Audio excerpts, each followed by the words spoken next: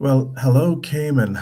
This is your host, Dr. Wilton McDonald, and this is episode 7, GTR, Genesis, Timeline, and Roots. Apologies for the late arrival. I'm still waiting for that much anticipated episode 6, featuring my own genealogy and background to load. And of course, this is just the end of my vacation. But happy to be here and happy to present. Episode 7 is meant to look at GTR and what's it about. For those who are just coming into Genesis, Timeline, and Roots, and again, thank you to Alfred for arranging this live stream on short notice, is that GTR has several components. We all have been given a script on history, and we see it all around us in all the textbooks. We see it in every, it's like in the Matrix. We're observing it and feeling every aspect of history as presented. Now, anyone who's just gone off to university and progressed to the tertiary level of education, it's incumbent on you as an individual, as a student, to have a view, your own opinion, for you to develop this and to show it, to exhibit it in oral form, writing. You have to step up to the plate, and the best students know how to do that well and to master it. So it is that you have to, and going through life, we're all busy. We're all inundated with so much, stimulus and stimuli. We don't have time to even stop and think about, from an existential standpoint, where we fit into the world. And as the world goes through this change and just transition, we observe the cobwebs. We don't observe the spiders. We see the symptoms, but not the disease. And we just don't have time for reflection. Sometimes we need that hard stop. Sometimes say the Lord has to put you on your back for you to look up. And I'm not being negative here, but it's time for reflection, time to think about where we are in life. And I started this journey 5 years ago at GTR because I realized that there's just something that was wrong, just with how a person of color, myself, and others would perceive the world.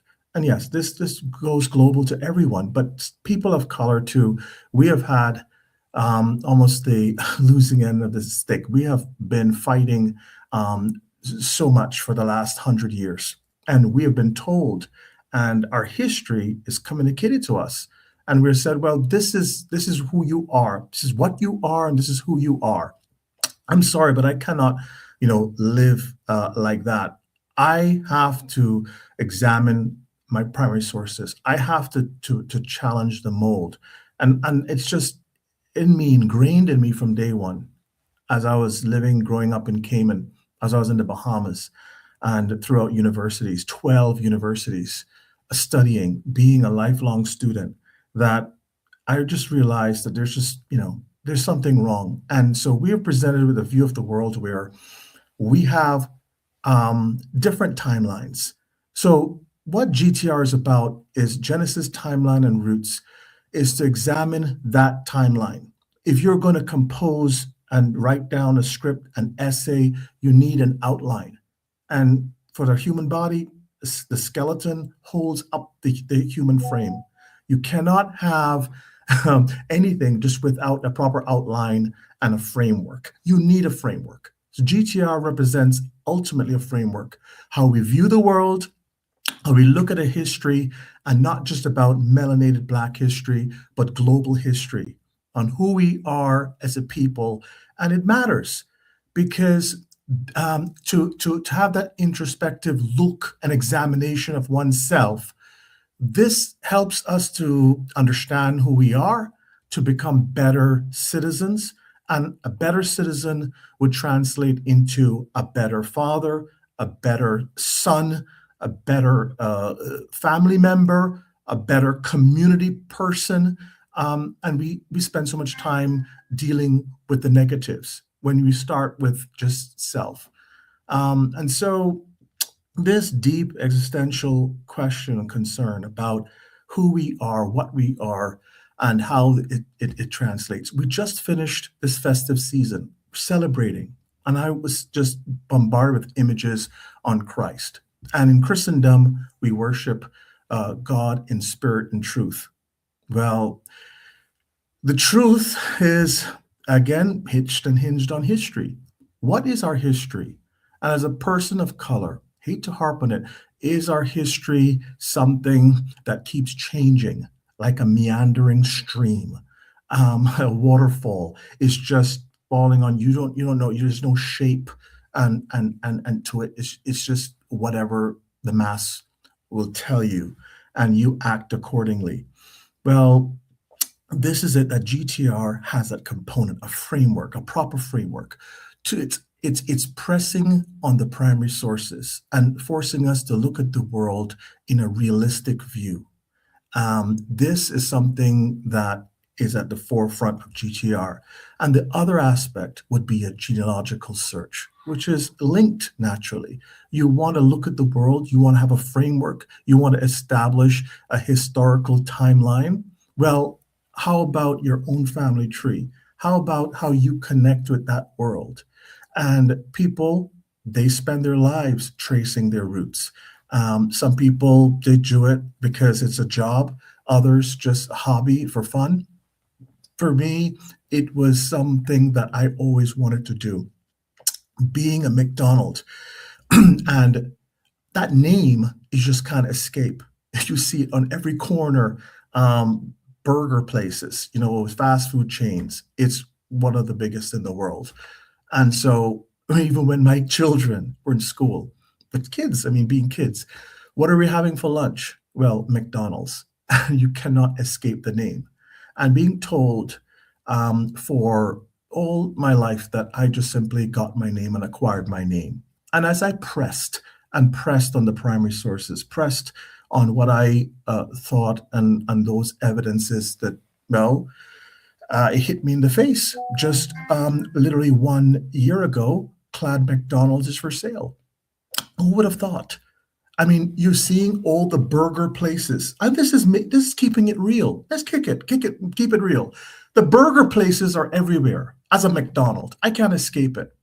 Then come to think about it, 1 year ago, Clan McDonald, like the clan, after, of course, our glorious king, well, King Charles, much respect to the crown, he took the title of Lord of the Isles. So that Lord of the Isles title is held by our king. That's fine. So the Clan Donald has fewer rights and less power, as we know. And so the McDonald's, what's left, the last vestige of nobility in Clan MacDonald, is on the chopping block for sale from last March. And people all around the world just in an uproar. How could this be? Where's our identity?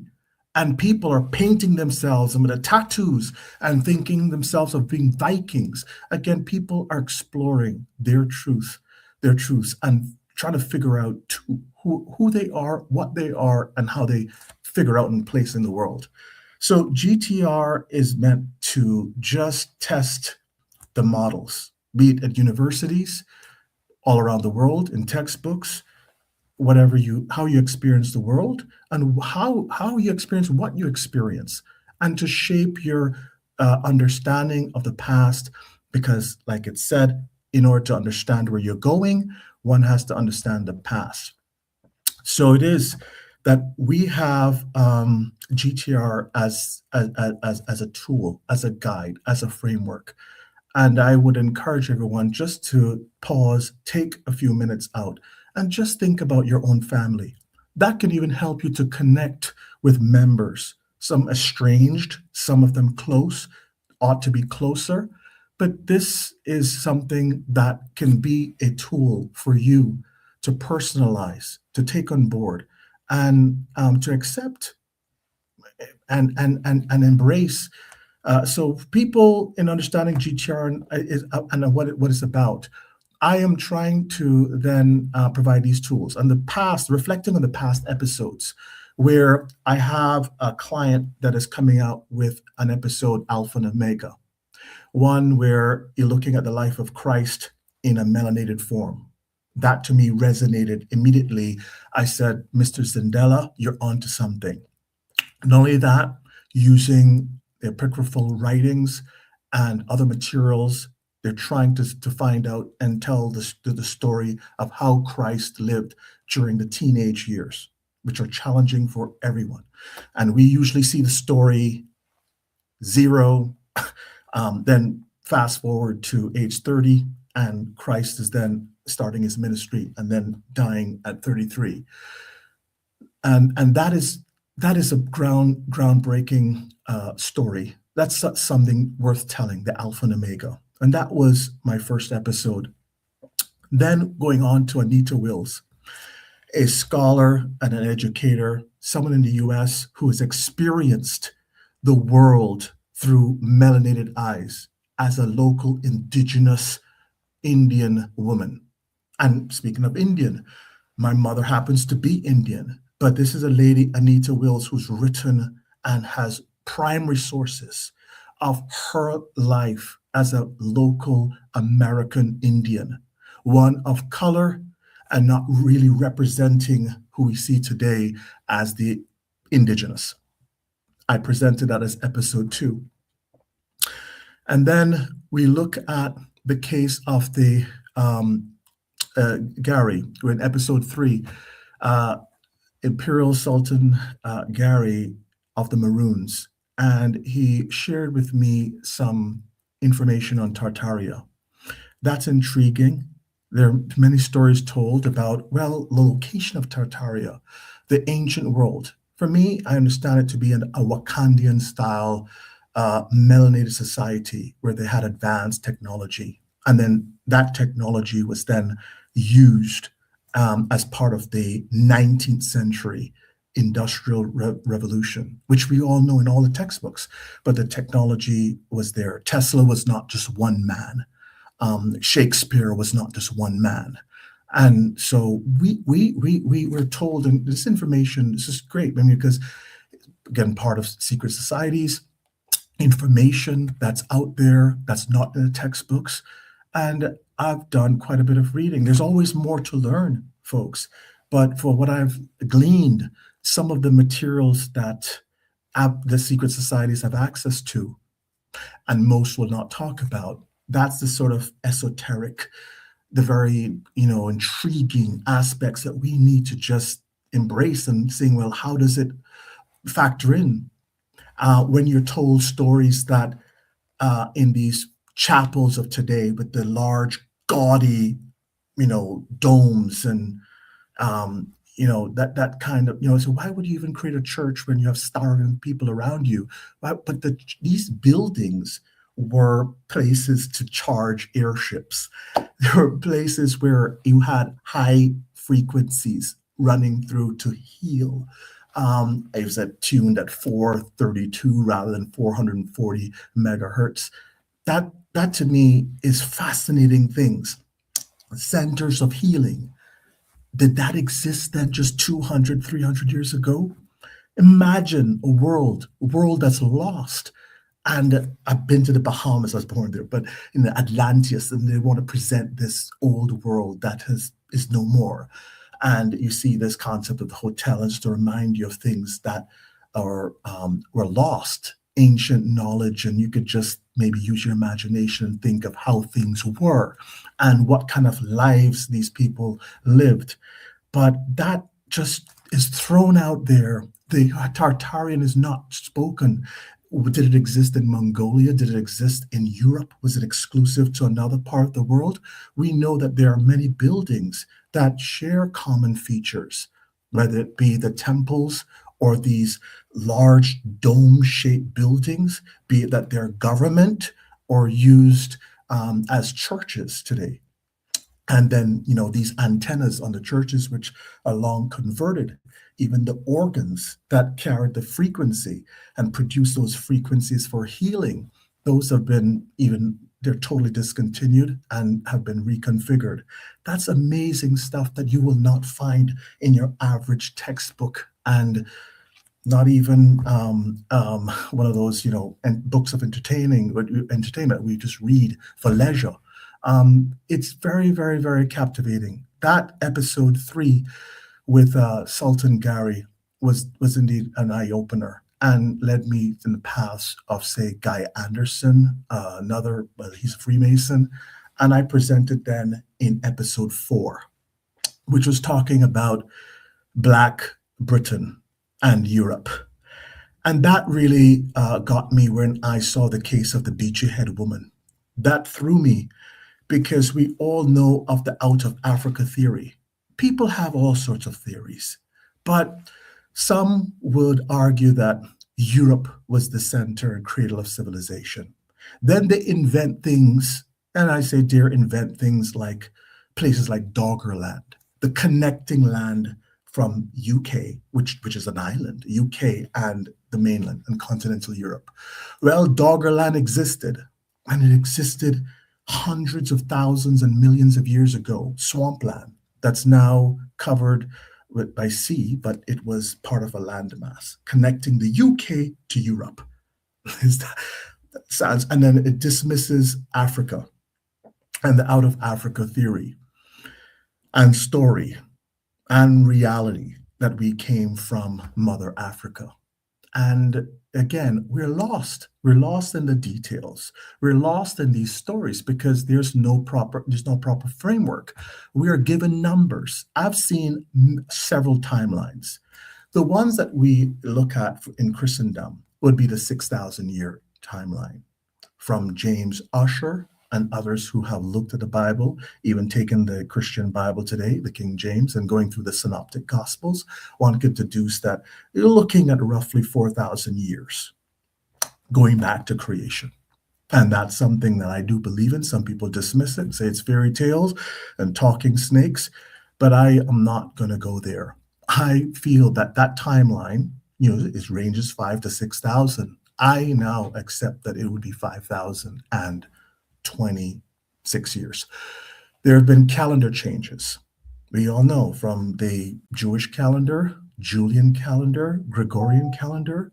There's so many changes to time, to the timelines and time frame of how we figure the world. And some people say, well, Christ was born in BC 3 or BC 4. He was not really born BC 0.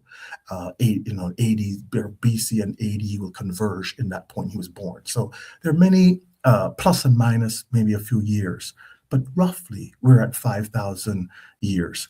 That's the timeline and time frame that GTR respects, and that's what I'm really talking about. So when episode 4, reflecting on that case of the again going into the Beachy Head woman and that case, that to me it really jolted because they had a plaque set up in the UK.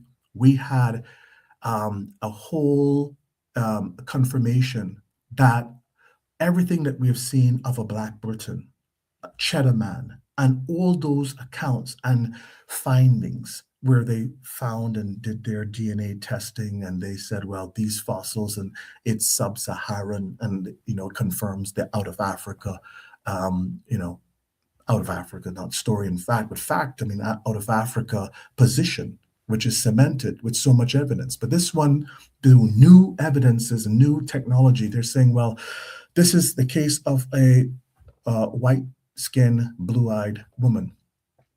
And again, people fail to connect, not just have time to reflect and pause, but look at the numbers. Simple numbers. I didn't do bad at math. I did well at math and basic stats. So when you look at the demographic data, and I challenge you that when you're looking at your family history and tree, you have your ethnicity, whatever that is, on this earth. It could be white, it could be Hispanic, it's melanated Black. And I try not to use the term Black. Some people say it's derogatory, but melanated, and Asian, whether it be Chinese, East Indian, whatever ethnicity you have, just as the group that you belong to, try and go and regress those numbers.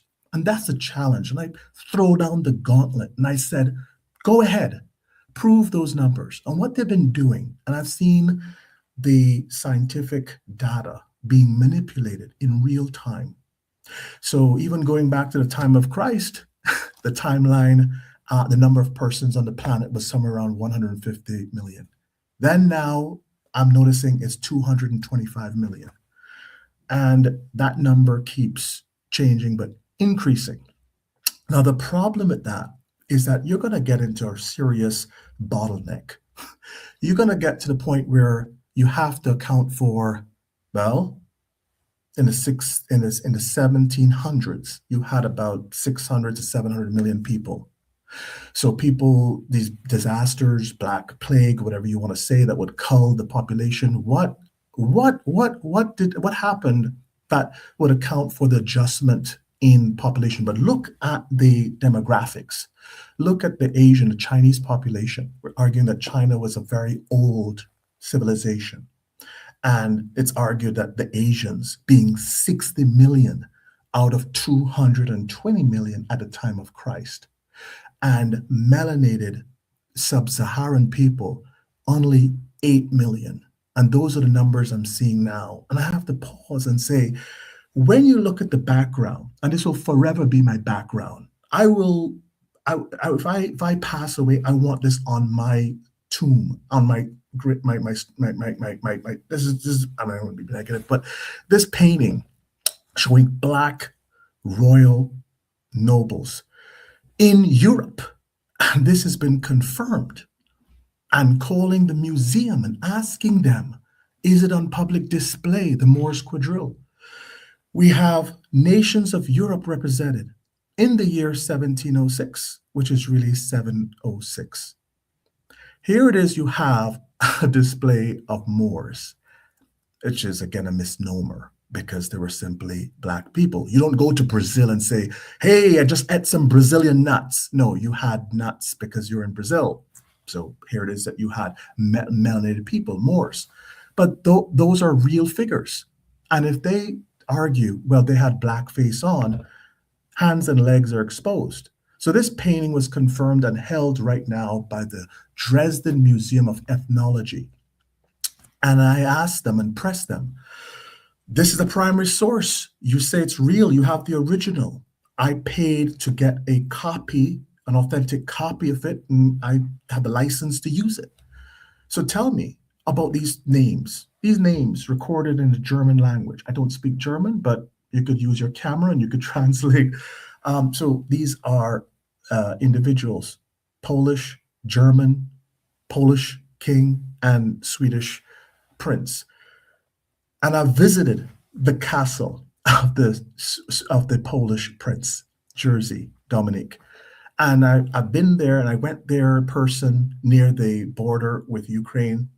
The oldest part of that church, the oldest part of that chapel, 8 figures are there holding up the chapel, the pillars, faces removed.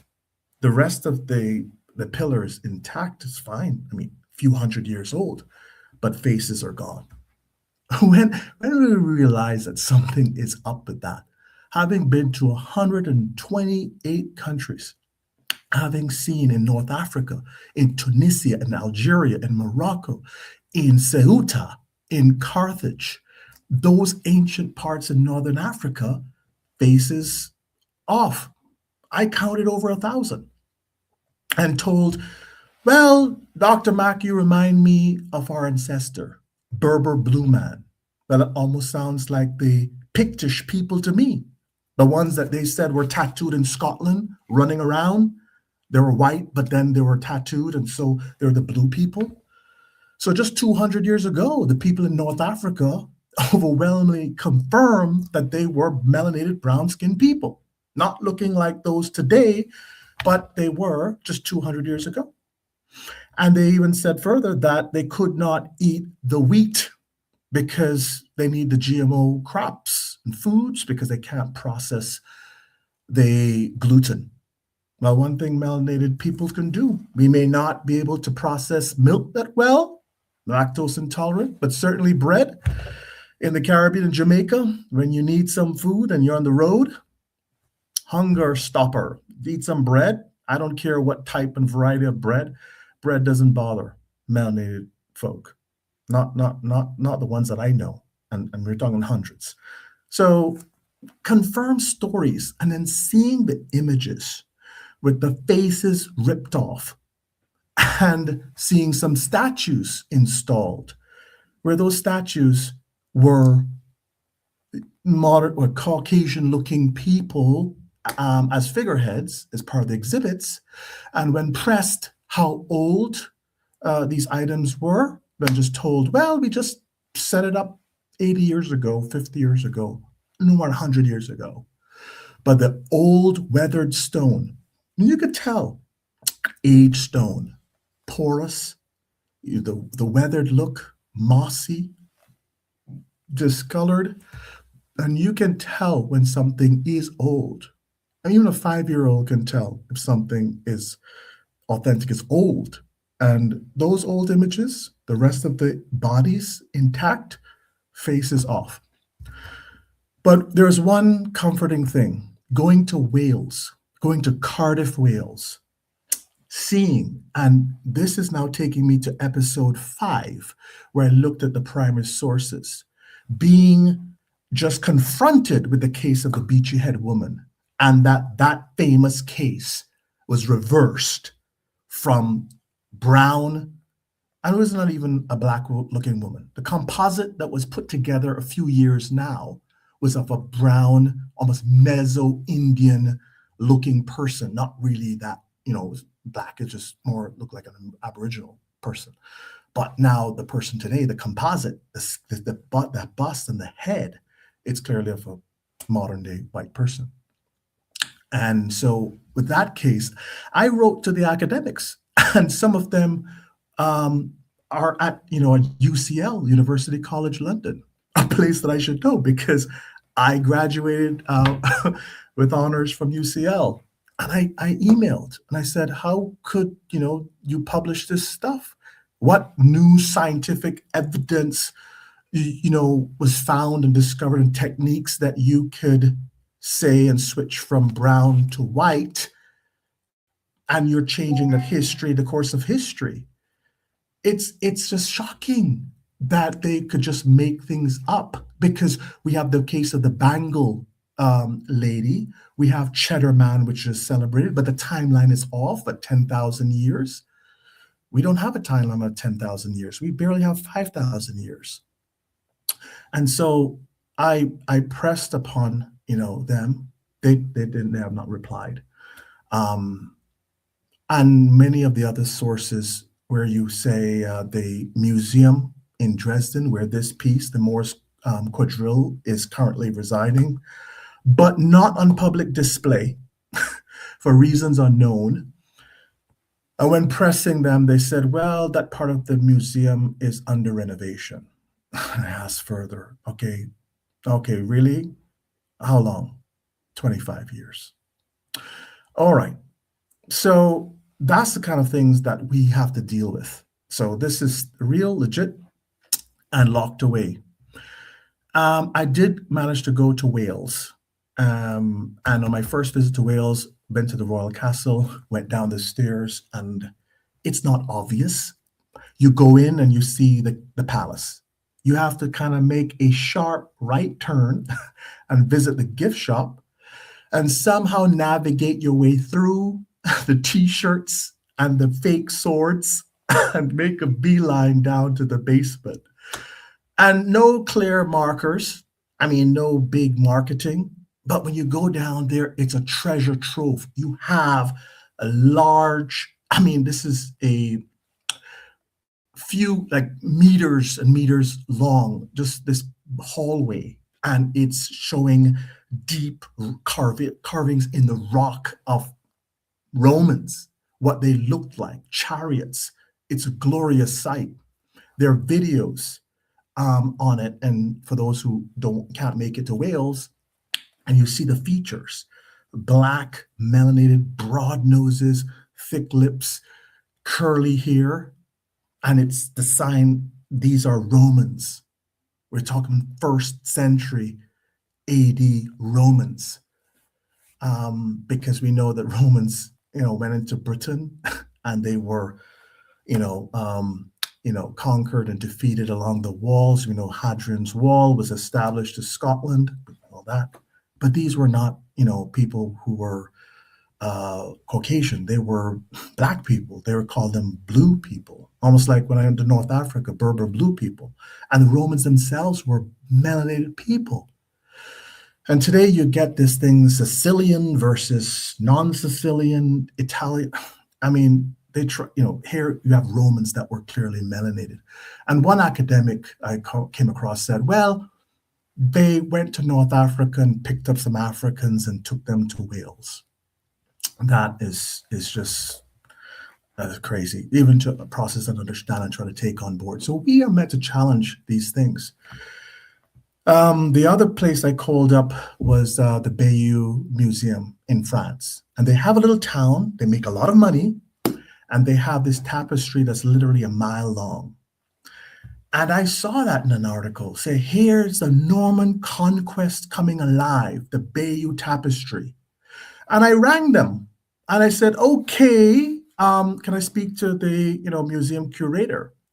And she got on the phone and I quizzed her and said, well, if this tapestry is to be believed, then how come there's only about, it's arguable, non-Hispanic whites? How come you have 8% today?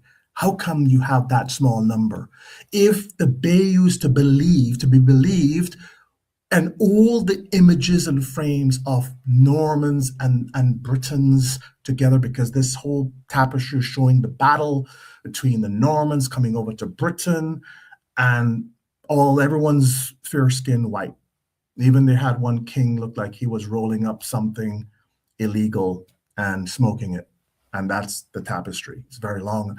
I say, if you believe all of that, how come you don't have in 1066, the glorious conquest, and coming forth 1,000 years later, how come you have such small numbers? What happened to cull the numbers? And I said, this is not, show me the chain of evidence. How does this come about? They just stopped taking the calls.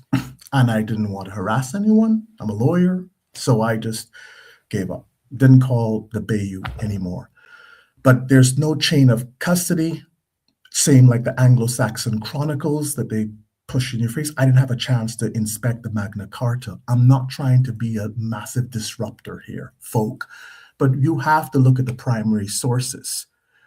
And so one person, in my episode 5, I spoke about Dr. Marie Charles. She is an academic. Her father is from St. Lucia and her mom is from Ireland.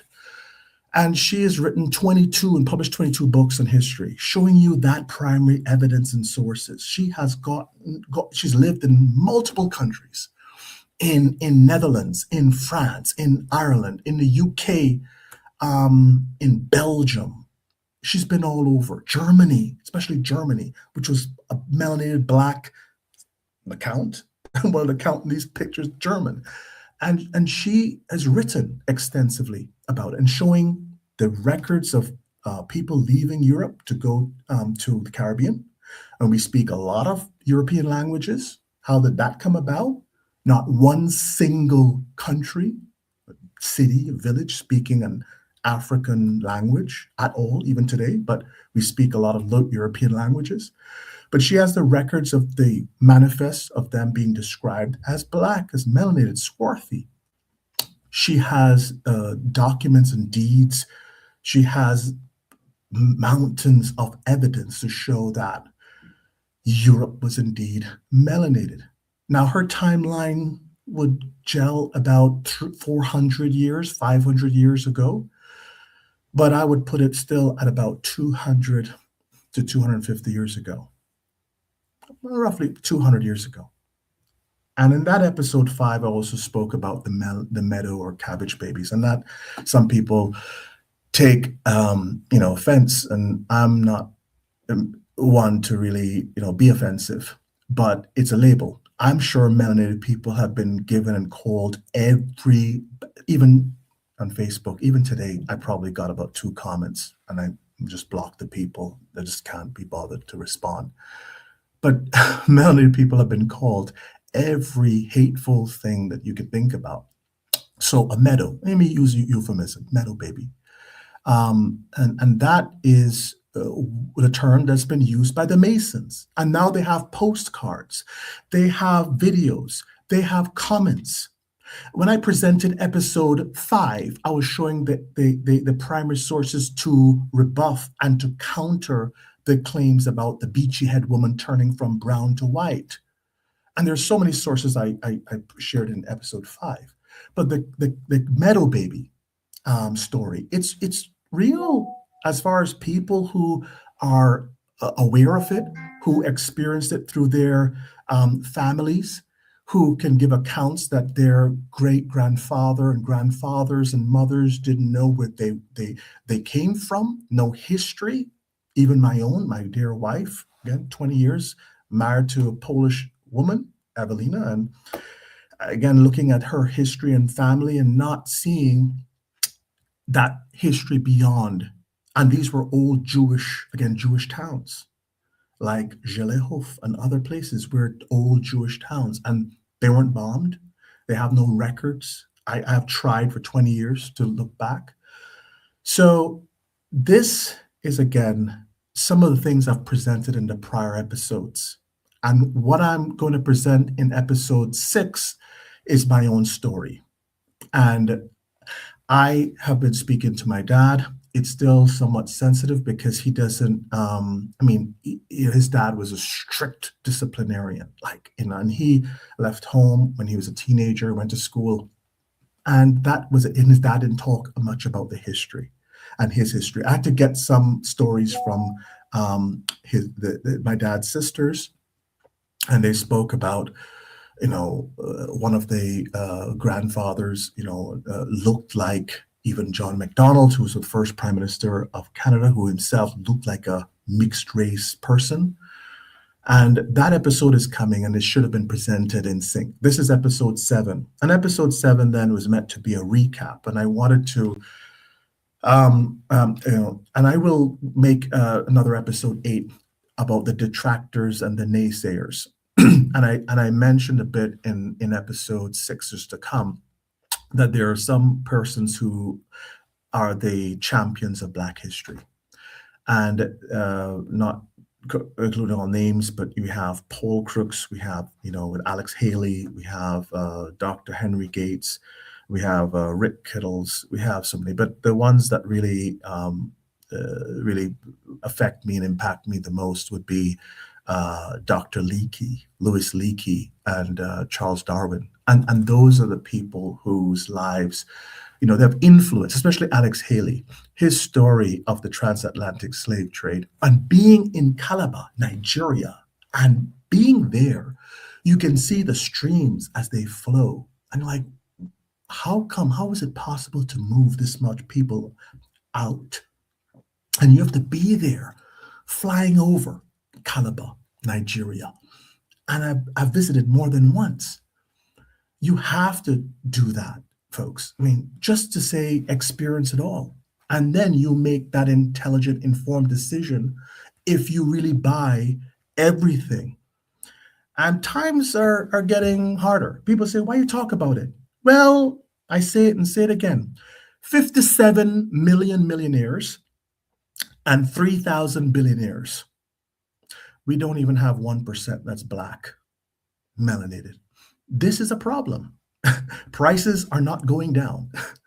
And those others are just flying around with 5, 10, 20 corporate jets. They're living life. And we as melanated people, it's time for us. There's a change coming. And there's an economic, tribal, indigenous change that's happening. And I can sense it on the economic side. And those who haven't seen it, their noses are buried too deep in the books and in their desks. But that wave is coming. And I'm not here to scare anyone, but we can't live in this way and people will just be tuned out by TV or some other distraction because these costs are biting. They're serious and they seem to affect brown and Black people who pay proportionately more taxes. And yes, I use the T word because in Cayman, no direct taxes, but you feel it indirectly with utility bills. Sometimes my parents say they don't know what they're paying for. They're not even their home to people, old people in the house, and the utility bill comes out and it's like $700, $900, whatever the utility company really wants to charge. But the costs are biting, and they're those that are operating on this premise that God is white, and so we own you and we own everything and your history and that has to stop. And I'm part white. I'm 10%. I'm three races in one. So if anyone wants to get political and say, well, Dr. McDonald, you're being too hard, married to someone who's white, it's not about putting anyone down. It's about speaking the truth. And this is the right platform at CMR, where I know that they are about the cold, hard truth. So with that, I will leave it and I will perfect episode 6, and I will load that in the coming days. So thank you again for your patience with me. Sometimes it's been very hard just to manage it as I take on more roles, being responsible for 2 African communities, being a prince, being a chief, being now a global head of a major diaspora unit, running a law firm. And I don't mean to complain, but I do really appreciate this portal and way in which I could communicate with people that I love, I care about, my own people, my melanated people. It's from the heart. And that's the only way I could really speak, from the heart and soul. So thank you again for tuning in, my friends in Africa, around the world too. I know that there are people watching even in Nigeria and in Burkina Faso. So thank you very much. Even Cameroon, I was told. So thank you, everyone. And I'm wrapping up. So this is episode 7, which is just a summary and a sort of analysis of prior episodes. But I will come back to you with episode 6 on my life story on the McDonald's, the real McDonald's. Thank you so much. And good evening. Good night.